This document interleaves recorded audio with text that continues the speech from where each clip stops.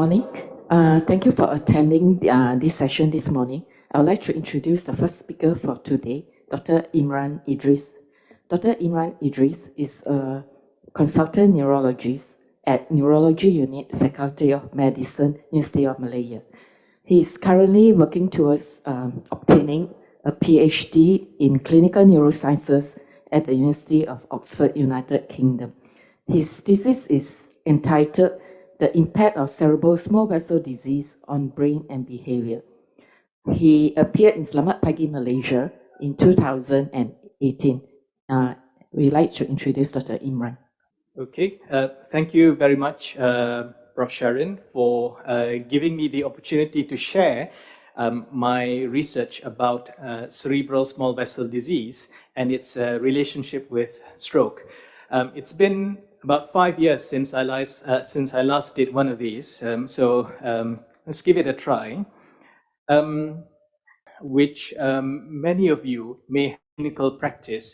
So let's say someone comes to you with an MRI. So they've had an MRI for a bunch of reasons. For example, they've had migraine, they've had dizziness, and for some reason, somebody ordered an MRI. Now, this was what the MRI showed. On the left-hand side, you see an axial flare view of the brain with white dots that appear, bright on this flare sequence. These dots are highlighted in red in panel B, and often these scans are reported as showing signs of deep white matter ischemia. But what are we supposed to make out of this? So let's have a detour first. So when Apple released its M2 chip not too long ago, people marveled at how sophisticated it was, and indeed with enough details in the M2 architecture to make nerds worldwide start to hyperventilate. I think it is indeed a remarkable piece of engineering. But more remarkable still are the blood vessels in our heads, because every single minute, these blood vessels have the responsibility of moving about a liter of blood in and out of the head. And to get a sense of how difficult it is, I want you to imagine drinking 1 liter of water every single minute of your life. It may be doable for the first minute or so, but after that, it becomes increasingly difficult. So now, because we have a lot of these blood vessels and they're very tiny, all this transport takes place over a surface area which is equivalent to the size of a tennis court. So, and I think this is far more remarkable than any kind of M2 architecture that comes from Apple. Now, the problem with doing all this is that sometimes it doesn't work as expected. And one of the ways that it can fail is in the form of cerebral small vessel disease. So this is a disorder of the brain's small perforating arterioles, capillaries, and venules that are seen on pathological examination or brain imaging with either MRI or CT. It's present to some extent in virtually every individual aged 60 years or older, and it is best seen on MRI images. And that is indeed the most common way of diagnosing white matter hyperintensities, which is one of the most common features of cerebral small vessel disease. White matter hyperintensities can be given a grade, and you may have seen this in the MRI reports of your patients. And we call this grade the Physicus grade, and it goes up from 0 for no white matter hyperintensity at all, or even a single dot, like a single punctate white matter hyperintensity. It goes up to grades 1, 2, and 3, depending on how much of these white matter hyperintensities you have. So this figure was taken from a position paper that summarizes what is known as the standards for reporting vascular changes on neuroimaging, or STRIVE criteria. In the top row, you can see examples of the different features of cerebral small vessel disease seen on neuroimaging.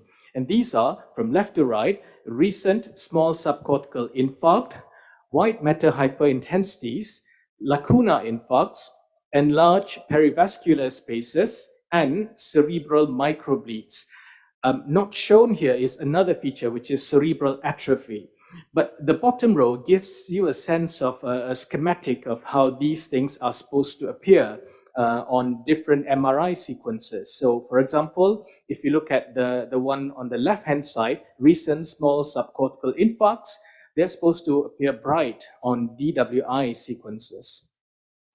The clinical presentation of small vessel disease can be extremely variable, ranging from insidious in onset, resulting in late stage presentation, to sudden onset acute clinical syndromes. These clinical features include, number one, stroke, which we will talk about in more detail shortly. Number two, vascular cognitive impairment and dementia.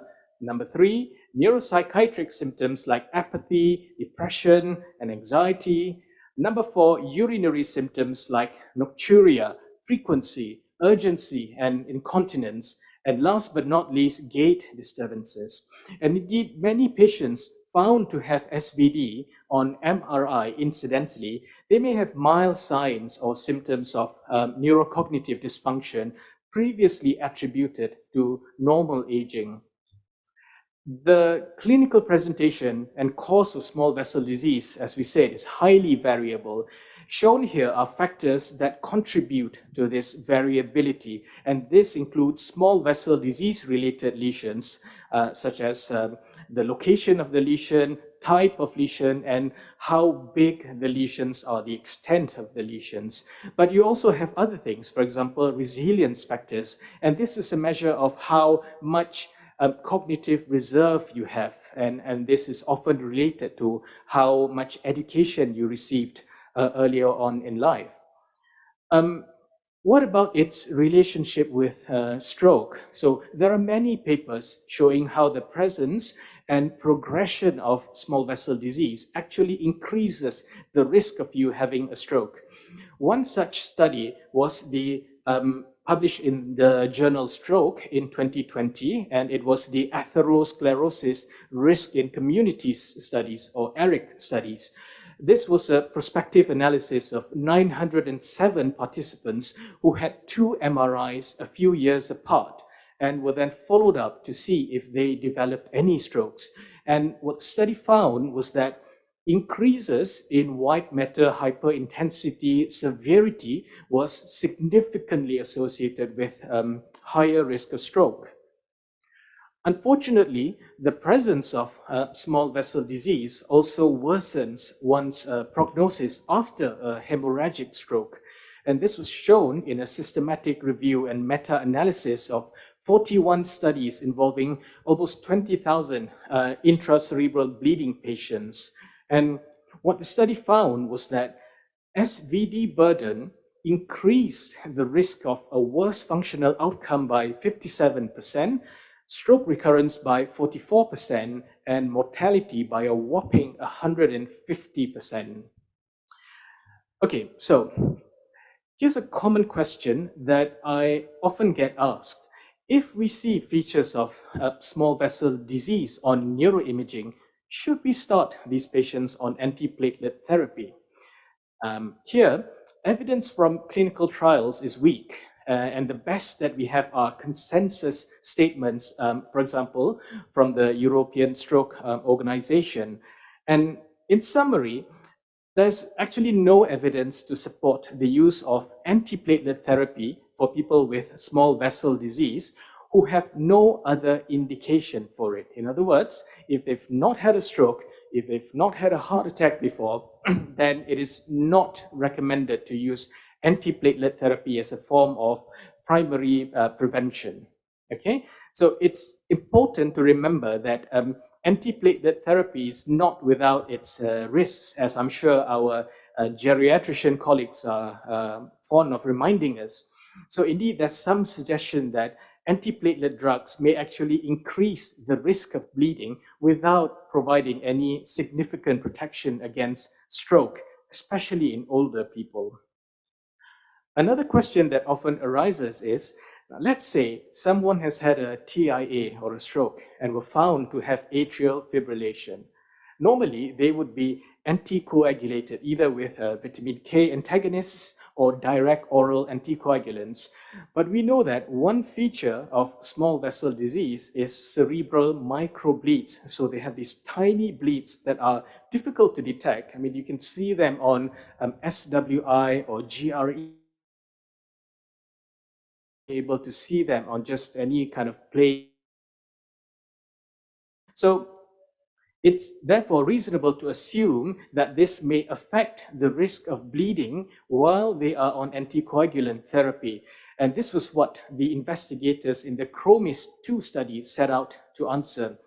And what they found was that patients with cerebral microbleeds, they had more than 3 times the risk of symptomatic intracranial bleeding compared with those without cerebral microbleeds. So if you want to anticoagulate people and they have cerebral microbleeds, you need to be aware that they are at a significantly higher risk of developing symptomatic bleeding.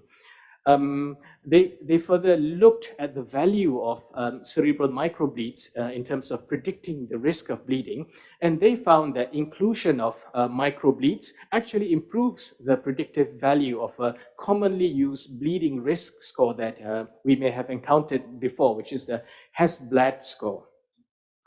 Now, because stroke and dementia, they are often linked together, I think it's reasonable, it's useful to think about how these things are linked. How does small vessel disease affect the risk of dementia?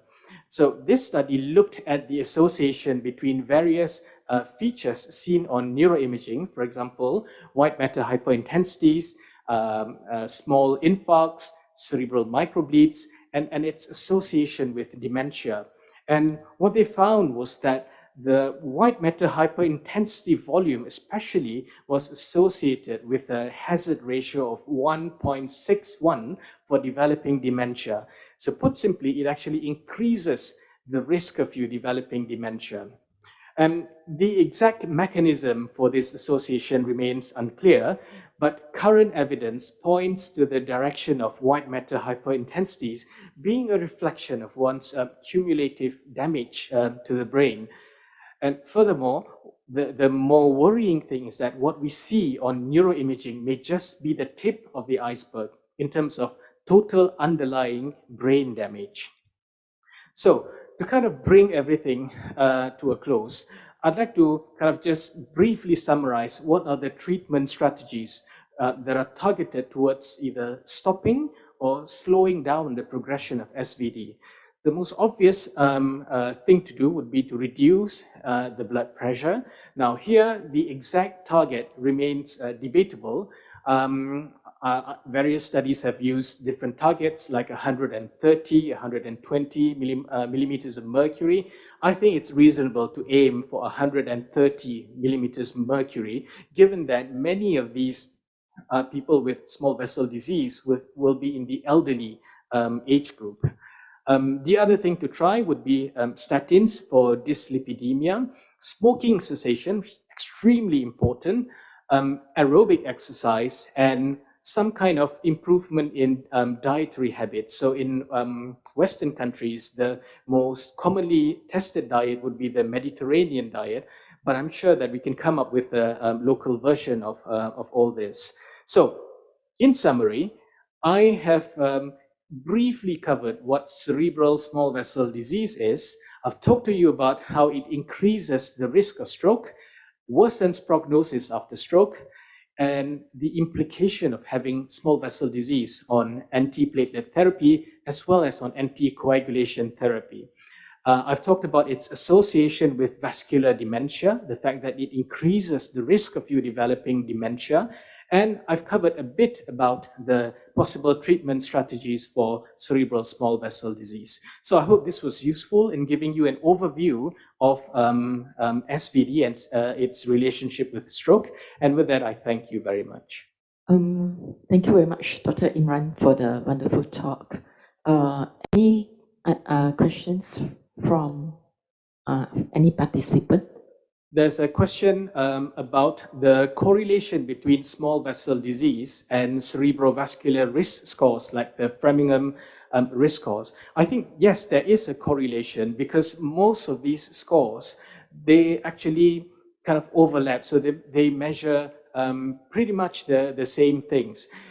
The most obvious risk factors for small vessel disease are actually the same vascular risk factors that predispose towards ischemic heart disease and stroke. So yes, there is a correlation between the two. Somebody asked whether small vessel disease, I think this is white matter hyperintensities, is not stroke. That's yes and no, because one of the neuroimaging features of small vessel disease is actually a lacuna infarct. But we need to remember that this is defined radiologically. So what we often encounter is people with radiological evidence of a stroke, evidenced by lacuna infarcts on MRI. But actually, if you ask them, they've never actually had a clinical stroke. So this is important because it kind of brings into question whether they need antiplatelet therapy or not. And as I've shown before, there's actually no evidence to give antiplatelet therapy for people with only imaging evidence of lacuna infarcts without a clinical history of stroke. So, okay, this is an interesting question. So just like mammogram are used to detect early breast disease, would you recommend brain CT or MRI to detect early disease? In other words, before it leads to dementia, so that preventive measures can be initiated? The answer is yes, definitely. I wish we could do MRIs for kind of all kinds of reasons, but unfortunately, in a resource-limited setting, we have to be a bit more creative about how we work towards diagnosing early-stage SVD. And one of the things I'm working on in my PhD is how to use things like neuropsychological examinations. And often these take the form of puzzles, really, that you play on an iPad. And this actually gives you behavioral metrics that are correlated with early stage small vessel disease. So if you can't do an MRI for everyone who comes to the memory clinic, for example, complaining of memory issues, one alternative would be to use questionnaire measures and neuropsychological measures, hopefully. So it's not quite ready for clinical use yet, but hopefully one day it can replace the need for MRIs, at least for early stage small vessel disease. So I think with that, I'll pass back to Prof. Sharon. Okay, thank you very much for all the questions that have been posted.